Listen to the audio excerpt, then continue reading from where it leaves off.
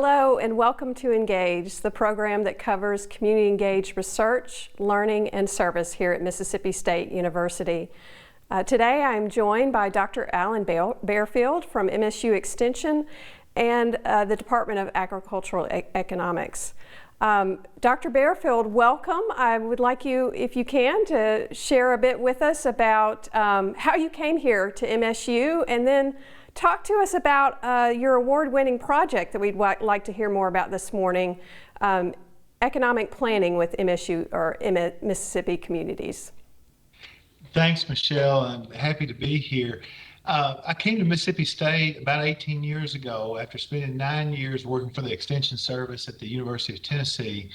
And through all of that, even when I first started back in 1993, this idea of community engagement was very prevalent in my extension work. My field is economic and community development, so I'm constantly out amongst communities in the state. And one of the things that really my department head at the University of Tennessee encouraged was to use some undergraduate students to work on some of these projects and let them get a little bit of experience in not only dealing with communities, but maybe some more advanced analysis skills that they might not typically get in their classes. This was kind of a hard thing to visualize because most of the time when you think about undergraduates, especially engaging with a community, it's a construction technology class or a landscape architecture class where the class can do a big project and work, and some of the things that I do aren't really conducive to that, sometimes because of proprietary issues. Sometimes there's just not a way to take a class of 20 or 30 undergraduates to a town hall meeting or a Chamber of Commerce meeting.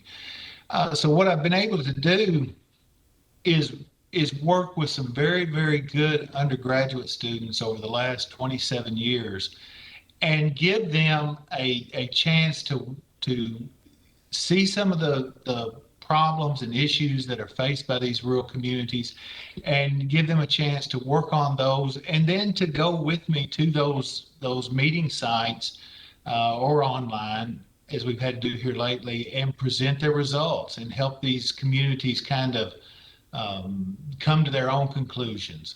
We don't give them a solution. They have to come up with their own solution. We just try to give them some objective, research-based information from which they can make an educated decision, whether it's an economic impact study or a business plan, or even just a community strategic planning effort, and get them involved with it. There's a lot of benefits to this, particularly for the community.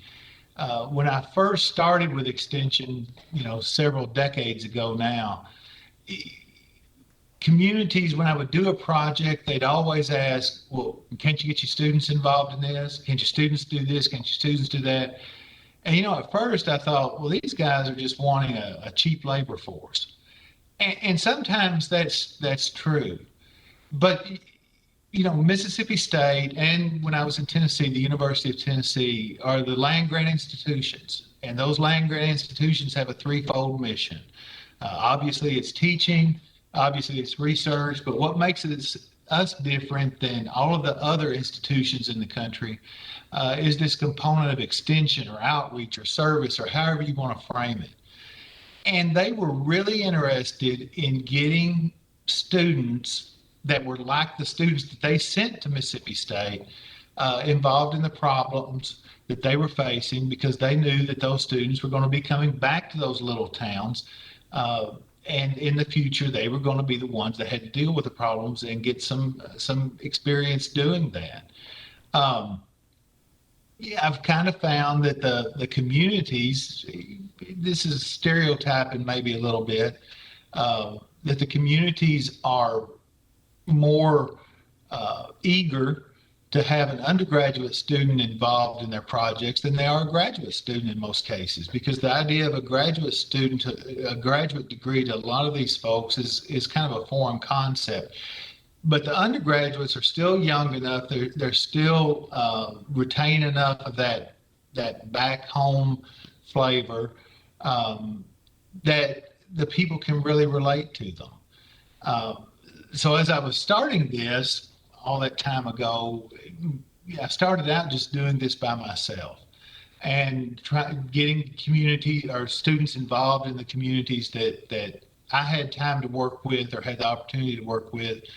But then over the last 7 or 8 years, especially in ag economics, we've had just a tremendous outpouring of help and assistance from other faculty members. And this isn't a formal thing. I mean, the faculty member either knows the student and likes them, or they're interested in the project that the student's working on. And my 2 co-award winners, Doctors Elizabeth Canales and Becky Smith, have been tremendous in helping to increase the scope of this program. In fact, Dr. Canales mentored a student working on a chronic disease economic impact project that we're still working on. But that student won the public health component of the undergraduate research symposium last year.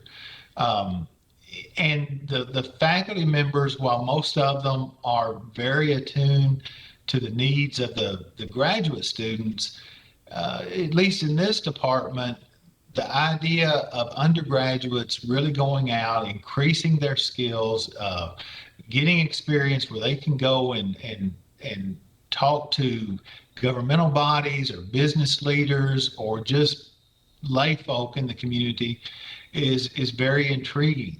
And I think that the benefit to the university from all of this is that we're showing that the university cares about these communities. Most of them are rural, but not all of them. We've done programs in Jackson, in Hattiesburg, in Petal.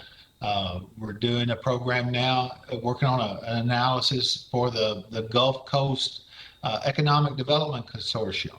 It's Harrison, Jackson, and Hancock counties. So I think that we have an opportunity, maybe with some non-traditional community engagement disciplines, to really make a difference in what we're doing across the state. Sure, and thank you, Dr. Barefield, for sharing really a lot of your points of pride for that project. And I'm curious about, it's been running long enough that I'm sure you've had lots of different partnerships. Are there any that you're particularly feel have been really impactful both for the community and for the students and faculty here at MSU? Sure. I mean, we've worked with a lot of different communities with this, and I've carried undergraduates to some of the most desolate places in this state and some of the most populated ones in this state.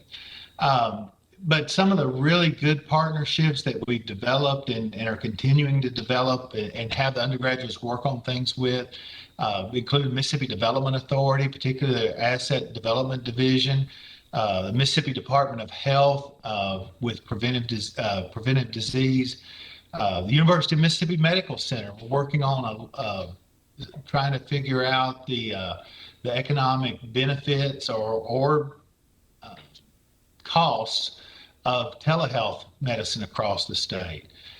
One of the areas that I've been involved in even before I received a graduate degree and came to the University of Tennessee or Mississippi State at one is public infrastructure.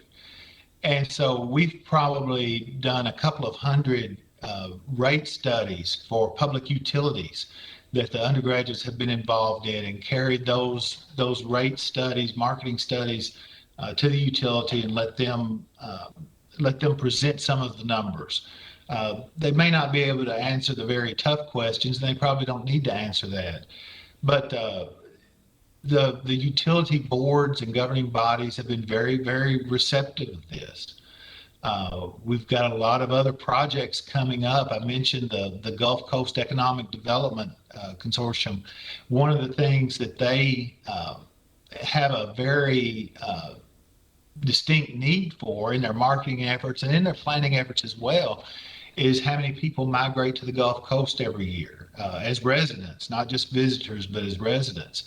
And so we're working with some very large and very intensive data sets to try to come up with some estimates for that. These undergraduates work with me in Mississippi Development Authority. We publish literally 5,000 economic profiles every year. And I couldn't do that if it wasn't for the undergraduates working with me. And they gather the data, they analyze the data, we get it formatted. And we've had several instances where chambers of commerce or governing boards have invited us to come out to do that. We do economic impact studies for the Stennis Space Center and the NASA Shared Services Center, and those undergraduates are really involved in that. So those partnerships continue to evolve and they continue to expand. And as long as the students are willing and eager to work with them, we'll be able to continue doing that. Well, excellent. We have just a couple of minutes left here. What I really wanted to make sure of, since this program is seen throughout the state and your project runs throughout the state, if someone in a community wants to learn more, wants to learn how to get involved or be a partner of the project, how would they go about doing that? What would be the best way to get in contact with you or with this being a land grant institution, we have an extension service office in every single county in the state. There's 82 of those offices, and our extension agents they live in the communities, they work in the communities, they have benefits for the communities. And so wherever that office happens to be in your county, you're more than welcome to call those extension agents and have them, they can get in touch with me. When I'm in, Pearl River County, my boss right then is Eddie Smith, our county director for that county. If I'm in Tallahatchie County, it's Jimbo Burkhalter. I work very closely with those agents, and they know my name, they know my number, and whether they're involved in the project or not explicitly, they can certainly give me a call and we'll get there just as quickly as we can. Sounds good. Well, I wanted to thank you again, Dr. Barefield, for sharing with us about the Mississippi Economic Planning and Analysis Project. And encourage anyone that is, viewing this program to get involved if you're interested. Many communities have seen benefit from it, and our students here as well are seeing a benefit in their learning experience. Was there anything wrapping up that you wanted to say, Dr. Barefield? The only other thing that I would say is we do a lot of different we have a lot of different services and analysis types for the communities. And these undergraduates and myself and other faculty members are eager to work on projects across the state. So please, if you have any needs whatsoever, if we can't do it, we'll be happy to tell you, or unhappy to tell you, but we will tell you. But if there's a way that we can help and work with you, we'd be more than happy to do that. Certainly. Thank you again, Dr. Barefield, and thank you all for joining us today. We hope to see you next time on Engaged.